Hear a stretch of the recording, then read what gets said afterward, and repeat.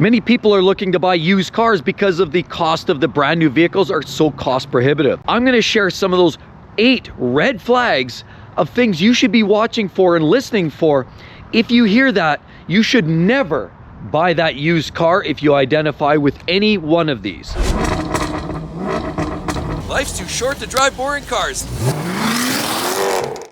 One scam that I've seen, and it's not even so much a scam, but it's a serious red flag. You go and look at a car like this, and it may not even have that many miles.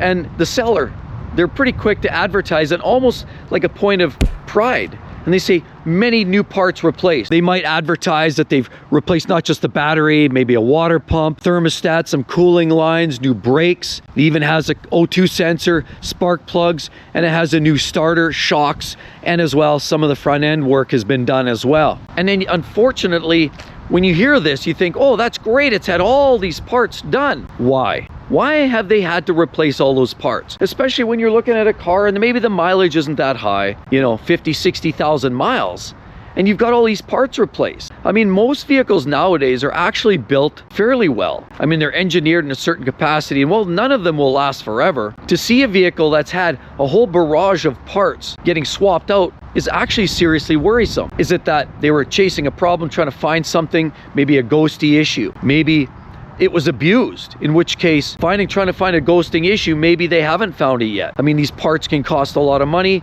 and it doesn't inspire a lot of confidence. Number one, maybe they took it to a mechanic that clearly doesn't know what they're doing, and then they're literally wrecking that vehicle. And of course, the other situation being, if that's actually what's going on and they've replaced all these parts, maybe if you were to track the history on that car and you see how many multiple owners, maybe younger drivers, well, in which case, just because they replaced a bunch of parts doesn't make it good. It means it's a serious red flag. Forget it, don't need it, don't want it. But you don't tell them that. You just said, yeah, no thanks, I appreciate that. You know what, let me talk it over with my wife, or let me go away and think about it, and I'll get back to you on this one. There's definitely something else going on underneath the scenes or behind the scenes. That's the type of vehicle you don't want, because it's obvious signs that it's been misused, abused, or mistreated.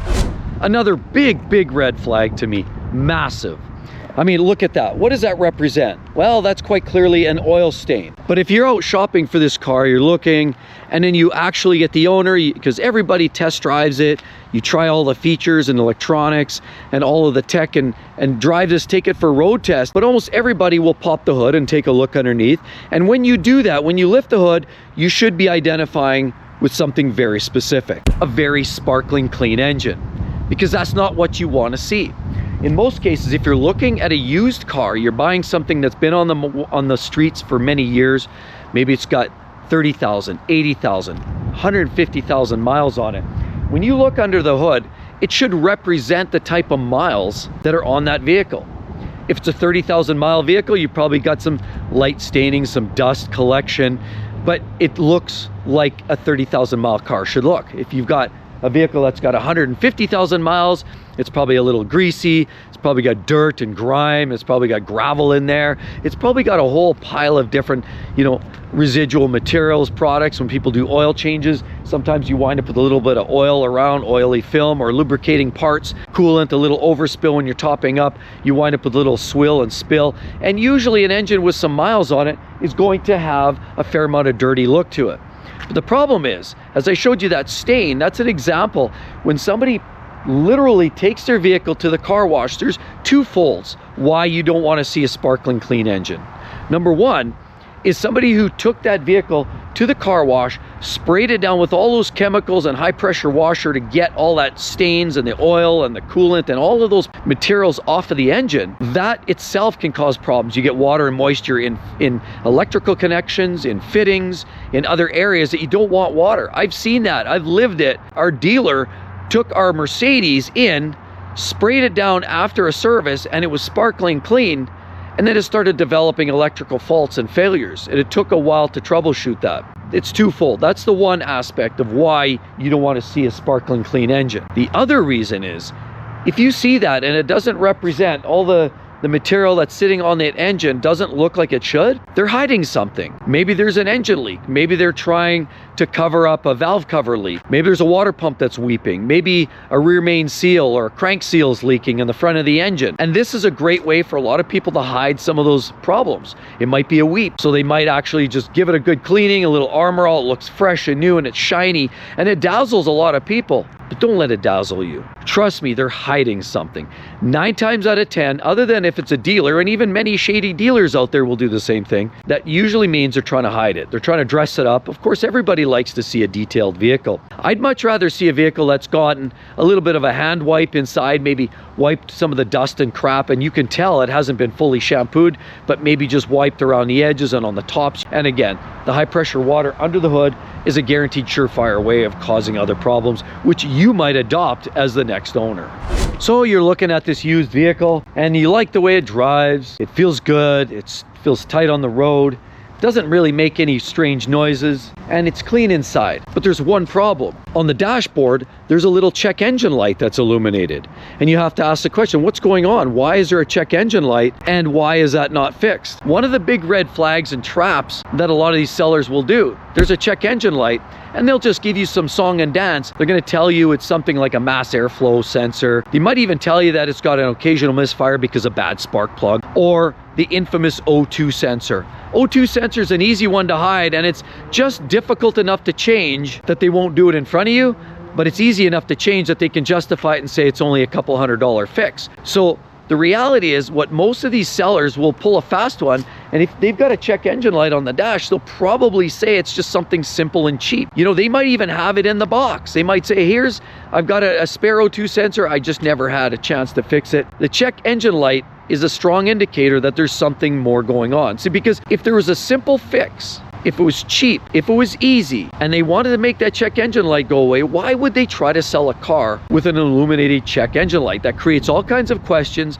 all kinds of concerns. So why wouldn't they try to maximize the value of that car sale and get that check engine light looked after? Then there's no stories and no problem. It's because it's usually 9 times out of 10, it's a much bigger issue than they already figured out. The check engine light usually could be a pile of things. It may only be an oxygen sensor like they say. But unfortunately in today's world, there's so many people that are trying to pull a fast one and trying to scam people that often it could be an O2 sensor, but it could be something bigger. It could be related to an ECU maybe faulting or failing. You know, even I like to carry a personal little self-diagnostic or code reader with me just to give me a sense of a bit of a starting point. But even that sometimes doesn't give you that much information. And there's times that that check engine light means a lot more than just pulling out your scanner and say, oh, there's these 3 different codes.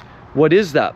Because often it's a series of events and situations that could evolve. If you've got certain sensors that fail, it changes the operating parameters of the computer. So then that possibly puts other things out of sync. And then so sometimes it's the chicken or the egg, and you often don't know what you're dealing with. So unless you take the vehicle in for a pre-purchase inspection, have a good mechanic look at it, in which case, who's going to do that and at whose expense? I personally recommend you just say to these people, you fix it, make that check engine light go away. Even for that, if it's only a $200 fix, can you fix it and just give me a shout? Or I'll call you back in a week? How about that? If it's just a check engine light, ask yourself the question, why wouldn't you just fix it? Another red flag I've literally lived. My mother actually many years ago bought this car. She didn't ask all the right questions, and unfortunately a scam artist took the better of her. What it is you've got to ask for no liens. You've got to ask, does it have a clear title? So the title is going to give you a bunch of information, but it's going to basically say it's clear and free from any banking institutions. What you don't want to have is a title that's not clean, because often that could mean that you're in jeopardy of possibly taking that vehicle away from you, or possibly even worse, owing somebody a whole pile of money. Many years ago, my mother bought a car. It was a little Chevy car. I can't remember exactly, maybe like a Chevette or something. It was a cheaper car, but it was used and it had some miles on it. She bought this car from a street curber, which we'll talk about in a moment, what that's all about. Paid a bunch of money, whatever that person was asking, and drove it home. It wasn't until later, and I mean seriously later, about 6 months later, where police show up at the door and they said, that car is stolen. Yes, that's right. The police confiscated my mother's car. She had no recourse. There was no way to get the money back.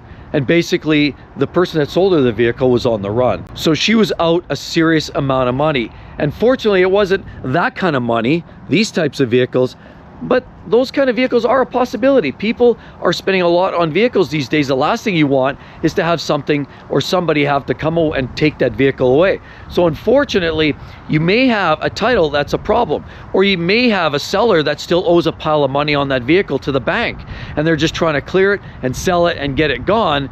But unfortunately, they're not going to go back to the bank and take the money you gave them. They're just going to take the money and run. And that's a big risk, because now you, the buyer and the owner of that title, or that so-called transfer of that title, you are potentially on the hook for that debt or for that differential. And sadly, now there's so many people taken for a ride. You have to make sure it's got a clear title, it has no accident history, because those are always buried in there. And now we've seen with Hurricane Milton and Helene what's going on. There's going to be a lot of vehicles that are hitting the market that are flooded. They might get washed up, vacuumed out, and then put on the market. They could be even written off by the insurance companies, and now you've got all kinds of problems with titles. Title washing, that's common as well right now. And so at the end of the day, you want to make sure it's a clean title, no accident history, you know where it's been, and there's no money owed and no liens on that title. One great place to start, of course, is check the VIN, vehicle identification number, usually right there, and you compare it as well. There's another VIN usually on the post down in here. Check those two locations, they should match, and then on top of it, take that, run a VIN check on it, and as well, you can even go down to registries and they can check on the history of that vehicle for you too. But at the end of the day, you want to make sure it's got free, clear title and free of all liens. Another big red flag is if you hear them telling you it's got a dead battery, they can't actually verify it running for you, whether it's in person and they've got the keys and they got the parts, and you go to see the car and they give you this long-winded story about how great it is, but then they can't prove it running. Or even worse, sometimes you see them all over eBay or all kinds of the internet where people are selling these remotely. It's hard to get to the car to verify it yourself. So what ends up happening is they might even give you a walk around on the vehicle, and they'll do a little quick look around and they'll show you the wheels and they'll show you the body panels and the lights, and they'll show all these things they'll show you the condition of the vehicle, but they won't necessarily show you the vehicle running, and that's a huge red flag. They'll just tell you, oh, it's a dead battery, but we'll ship it to your home, and maybe I'll tell you what, we'll discount you $500 for the battery because I just didn't have time to change it. They'll give you a whole barrage of different stories, but 9 times out of 10, it's not a dead battery. Why would somebody, if it was the difference between making a deal or breaking a deal, not put in that battery? It's simple, easy as pie. And a lot of these scam artists are doing this remotely, so it's harder for you to validate. They might be out of province, they might be out of state, they might be out of country. They might even just make up where they're actually located. They might ask you or find out where you're calling from, and then they'll say they're somewhere else, so it becomes difficult for them to validate that whole situation themselves and prove to you that the car can actually run. But most often, if they say it's got a bad battery, it's usually something much bigger. Sure, it could be a starter, it might even be a battery, but more often than not, it's a much bigger issue. Maybe the engine's locked up. It's not uncommon to have engines that catastrophically fail, seize, break, and let go. But also, it could even be an engine with extremely bad noise. So it might even start, but it might have a major, maybe a rod knock or something that's obvious, and they may not show that or validate that for you. So if you can't hear the vehicle run, if you don't see it, you don't feel it, you don't touch it, and you don't hear it run, don't buy it. Run from that whole transaction. Another major red flag is one that I personally experienced, and sometimes they even put this in the classified ad. I go out there, I'll look at this car, and I'll start it up, it sounds okay, but then you take it out for a drive and it's kind of surging and running a little bit rough, and you wonder, what's going on? I like the way it looks, I like the vehicle, the mileage and the price is good, but it's running a little rough. What's going on there? You ask that question. They'll say, oh, it's just this part, it just needs a mass airflow, or it has an O2 sensor that needs to be replaced, or there's one bad coil that comes and goes from time to time, so I just haven't bothered to change it out because I have the part, it's in the trunk. Sometimes they'll even have the part, sometimes they won't, but they'll just tell you that it's just a simple little part. It's usually $100 or $200 part, and it's really nothing. It just needs, or classic, it just needs a tune-up. It's running great, it's a great vehicle, it just needs a little tune-up, that's all. The classic famous last words, it just needs a tune-up. I've heard that so many times, and 9 times out of 10, somebody's selling a vehicle that doesn't run well, doesn't run right, whether it's shaky, rough, makes weird noises, or even possibly spits out that check engine light, usually means there's a serious problem. And if it was a cheap and easy fix, they would have fixed it already. Don't you think? I mean, I would, if it means no stories, not having to answer to any issues. Of course, you walk up there and if everything runs and purrs like a kitten, you don't have to ask any hard questions. But the fact that it runs rough, maybe it's got a check engine light, means that you're gonna ask some questions and you're probably gonna have price negotiated down. So if something's not running right and it smells like crap, it's probably crap. So that's why that's a huge red flag. If the vehicle's not running well, it's shaky, and they're telling you it's just this little part and it's just this little widget, chances are it's much bigger. What if it's a burnt valve in the engine? That could be a $4,000 or $5,000 repair. What if it's something much bigger? What if there's an issue, of course, in the bottom end? What if there's an issue in the top end? What if fuel injector system or even a bad ECU are all problems that might cost you $3,000, $4,000, $6,000 to get some of that equipment rectified on an everyday vehicle? So you don't want to buy their problems. So if you see this or get this excuse from a seller because of a vehicle that has an excuse because it's not running well, don't walk away, run away. Another one is you take this car out for a test drive at a dealership and it's a used car, it's clearly got some miles on it, and you take it out for a test drive and you kind of like it. I mean, the price is right and it feels good, the mileage isn't bad. It's got a bit rough running, like it's got a bit of a surge and it's got a problem with it, something not quite right, or maybe it does have a check engine light, or maybe there's a strange noise you're hearing under the hood. But otherwise, it's a vehicle you would consider buying if it didn't have that one little issue, right? That issue that's just nagging and you know it's gonna cost some money to fix. So you take it out for a drive and then you tell them about that and you say, why is it's making a weird tick up top? It's got that tick, tick, tick, tick, tick. And they're saying, oh, that's nothing. That's just a fuel injector. We can fix that. But you know what we'll do? If you're concerned about that, why don't we do this? Why don't we draft it up, draw it condition 2, and they'll always say that. They'll always say subject to or conditioning or condition based on the warranty edition, right? So what they'll often do is they'll either sell you a warranty on that transaction as well to protect you and make sure that car gets fixed, or they'll say, well, yeah, we'll take care of that. We'll get you sorted out, but let's just sign on the dotted line first and we'll look after this. So let's just get it going because we've had a lot of interest in this vehicle. And they try to pressure you in there too, because that's usually a bit of a pressure tactic. Get you in there, get you signing, telling that there's 2 other couples coming to look at it later this week. So they want to get you feeling like you have to pull a trigger. So you go in there, you sign on the dotted line, and you say, okay, subject to, and I get a warranty extension on this. They even give you that warranty, you pay the extra, and then you drive home with that vehicle clunking and knocking and making that weird ticking noise up top, and all of a sudden, lo and behold, they find out that that warranty does not cover that type of a problem because it doesn't fall within that criteria of warranty extension. It only means certain parts, and the part that's problematic with your car is not covered under the warranty. I've seen that. I know a guy that actually fell prey to that, and he unfortunately had to replace an entire engine. He ended up spending the next 6 months working and saving just to put in a new engine to his car because he got suckered in with that kind of arrangement. And a lot of these third-party warranties don't necessarily cover a lot, and they often push back very, very hard because they don't want to pay out. They're a bad insurance company, and some of those extra third-party warranty coverages are just a waste of money. So sadly, they got you on both ends. The purchase of that car, they unloaded that piece of junk, and sadly, you also paid a little extra for that warranty, and you've got no benefit out of it, but you've had to spend a ton more money to get that car more serviceable. And so many people fall victim to that scam. Another one right there, you're looking at this car, you're shopping for it, and it's a used private deal. And the seller says, look, hey, you know what? I'm just selling this vehicle for my uncle, my aunt, my brother, my sister, my grandfather, my dad, my mother. They'll use every tactic in the book, and they're always selling it for somebody else, which clearly should raise a million red flags. I've had this situation too where they said, yeah, I'm just selling it for my uncle.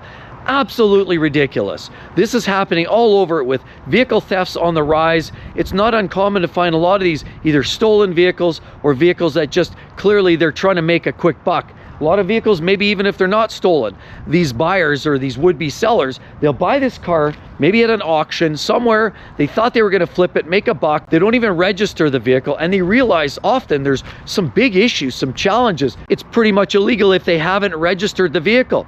And so it's saying that they're going to sell it for Johnny on the spot, when in fact is Ricky Martin is the guy that's actually selling it, well, then that leaves you in a world of hurt, right? Because now you're dealing with somebody who's selling on somebody else's behalf, which is not legal to start with. So it's not a transaction you want to participate in any way, shape, or form. And you leave yourself vulnerable. Vulnerable legally. You might find yourself something stolen, like my mother unfortunately got taken for a ride. You might leave yourself vulnerable legally, or through the banks, or through liens, or title issues that maybe aren't clear titles. You could as well wind up with something that you just didn't sign up for. At the end of the day, you're buying it from somebody other than a dealer who generally doesn't often own a lot of the vehicles. They do, in some sense, transition that vehicle. And of course, that's a little different story. But if you're buying something from a private owner and they're trying to sell it on behalf of somebody else, this car curber, as it would, is one of the biggest scam artists out there right now, trying to make a quick buck, doesn't want to connect themselves to any part of that vehicle, and ultimately just wants to move it on, and you could be the next unsuspecting sucker on that transaction. So cars have been around for over 100 years, and with that, there's buyers and there's sellers, because when a vehicle runs out of its usefulness, somebody tries to sell it. It's an expensive asset, it's got some value to it, so people are always trying to sell their product when they're done with it or moving on.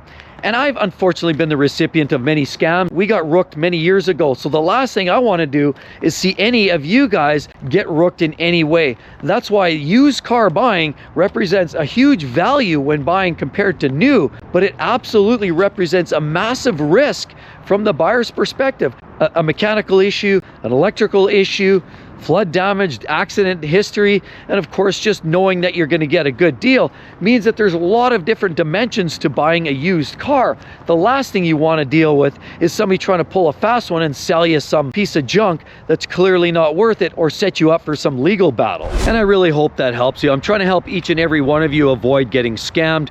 But with that said, you're going to want to see that if you're buying a new car, you need to understand why modern day engines likely won't last nearly as long as the older ones. So hope to see each and every one on the next one. We'll see you real soon. Bye-bye.